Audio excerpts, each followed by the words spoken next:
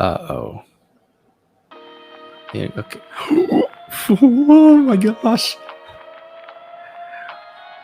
Man, a single inhale can terrify us out of our socks.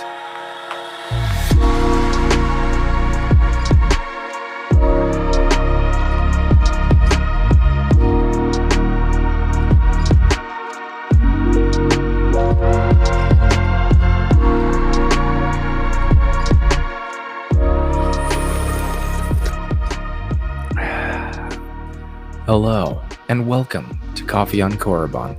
Again, as always, apologies if I look tired. It is 3 a.m. here, but we got new Kenobi. We were watching episode 3 tonight. It just dropped, and I heard my wife from the other room say, "Oh man, you better hit play." So that's exactly what we're going to do. And before we start, if you're brand new here, if you feel so inclined, I would appreciate it if you subscribed. You don't have to, but I greatly appreciate it. We're working towards that 1,000 subscriber mark. And if this is your first time here and you do subscribe, make sure to put subbed down in the comments below so I can give you an extra special shout out in my next live stream. The final shot of episode 2 of this show had Vader in the back of the tank. We got the shot of him in the mask and looking with his eyes, and we got it, we saw the burns all over his body. And so that begs the question, are we going to see Vader in this episode? And I think more importantly, are we going to see Anakin in this episode? Because Vader is cool and all, but I want to see what Anakin is doing at this time. How is Anakin trying to come up to the surface in Darth Vader's psyche and his personality? And how is Vader keeping him suppressed down in there? How is Anakin dealing with the loss of Padme? This is 10 years after the events of Revenge of the Sith. And Vader is essentially a killing machine at this point. He's a Jedi hunter. That's what he does. And so I want to see how that has affected him, what toll that's taken on his body. And then also to contrast that, I want to see Obi-Wan Kenobi deal with this. And especially because he just found out via Reva that Anakin is still alive. And whether she was a character that should have known that, or if this is kind of like a plot leak, like not that many people were supposed to know that Darth Vader was Anakin, that remains to be seen exactly where they're going to go with that. As well as just the question of who is Reva in general? Is her character necessary? Is it a poorly written character? A lot of controversy surrounding her character. I personally don't like her character at all at this point, but I'm more than willing to give her a chance and to see what kind of character arc and character development they have in store for her, and maybe possible redemption by the end of the series. But either way, I hope we see Anakin. We're going to get into this. 3, 2, 1, go. I still love that logo with the lightsaber in the eye. See, I want to be a part of the Star Wars universe. I want to just go into a cargo hold like this and just kind of sit there for a while. Are we gonna get some Qui-Gon? Are you there, Master? Oh boy. Oh boy. Yoda. Promise me you will drink. Qui-Gon. If you're not with me, then you're my Anakin. enemy. Don't make me kill you. We've never had a Vader suit-up scene like this before. Wow. He's been looking for Wow. you for a Just long wow.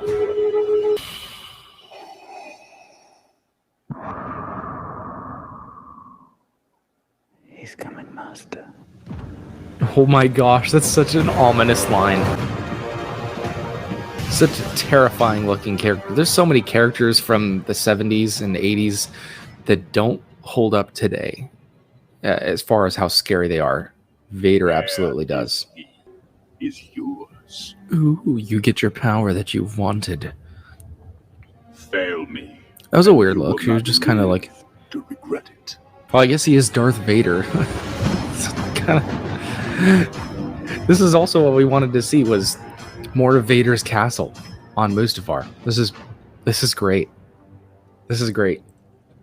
Again, the small little things like Reva I can overlook, but that's what I wanted to see, was Vader in his castle. Are we the Force? What does it feel like? Have you ever been afraid of the dark? How does it feel when you turn on the light? I feel safe. Yes, it feels like that. Wow. That's a beautiful line. Holy cow. Noah! What a brilliant way to describe the light side of the Force to a child. Again, I connect with Leia in this show because she reminds me a whole lot of my daughter. So, that was a cool scene. Definitely looks like Southern California. People are not all good, Leia. Yeah, he's definitely scorned. Wasn't always like this here. Ben? That's Hayden. Ben? Yeah, here's this place. Is this the Fortress de Inquisitorius or something? So how does the Grand Inquisitor come back alive? That's another question I have. Wow, what a cool shot though. This right here. So this is underwater. This is really cool. Is this Camino by chance? Third sister. And so are you. His voice modulation is really cool. I really like that. Absolutely. We love the Empire.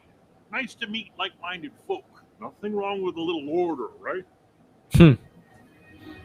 That is interesting how most people, like maybe the average character in the Star Wars universe, feels about the Empire. They're just going about their business and like, oh, you know what? Look, more jobs and stability. Hop in. All right, My new go friend. ahead, Empire. Now,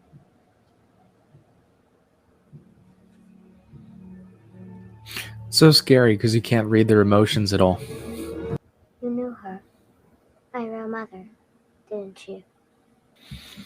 Are you my real father? I wish I could say I was. I still have glimpses. Flashes, really. My mother's shawl. My father's hands. Are we gonna get some Obi-Wan lightsaber? Blaster, maybe? So uncivilized. Oh, probe droid. I love me some probe droids. Let's go. Oh, baby.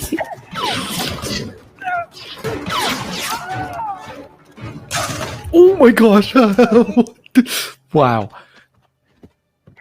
That was so cool. That's so crazy. He's just cut in half.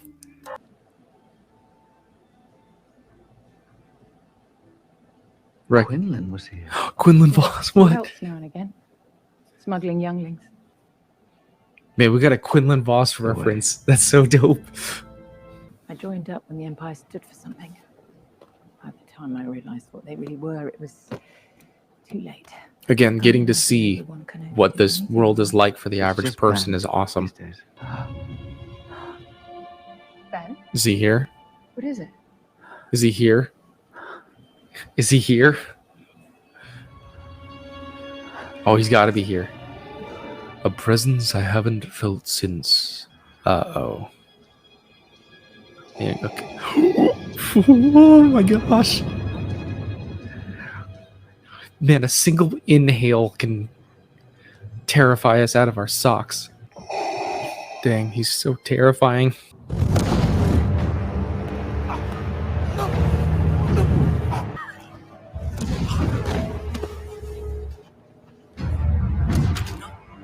Oh my gosh.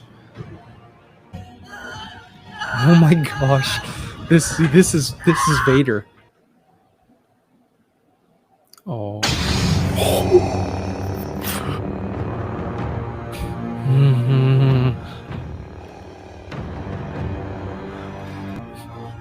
Oh my gosh.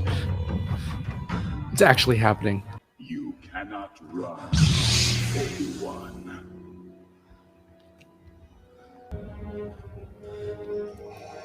My goodness, that's so terrifying. You just see the chest plate. This is just horrifying.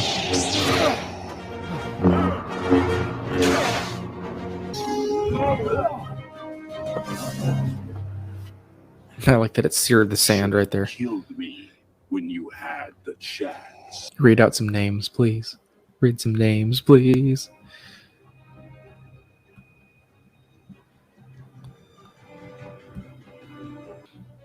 That was actually a cool moment. She recognized the Jedi symbol.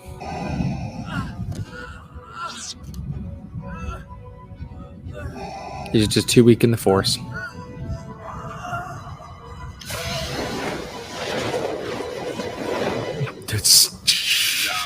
He's Will suffer.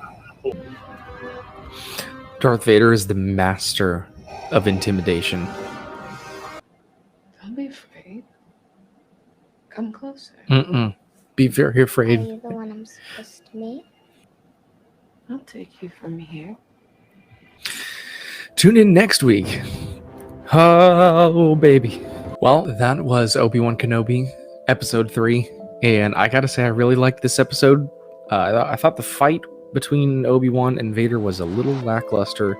But I can think of 2 reasons for that. One is they're gonna have another duel later in this series, which it seems like that's the likely situation that we have for ourselves. And the second one is just that Obi-Wan is just so out of practice and rusty, and he's essentially swinging the lightsaber around as opposed to actually letting the Force guide his blade as a Jedi, should. That was a little different. I didn't really dislike Reva's character as much in this episode. So I don't know what they got wrong in the first 2, but it seems like not a huge deal in this.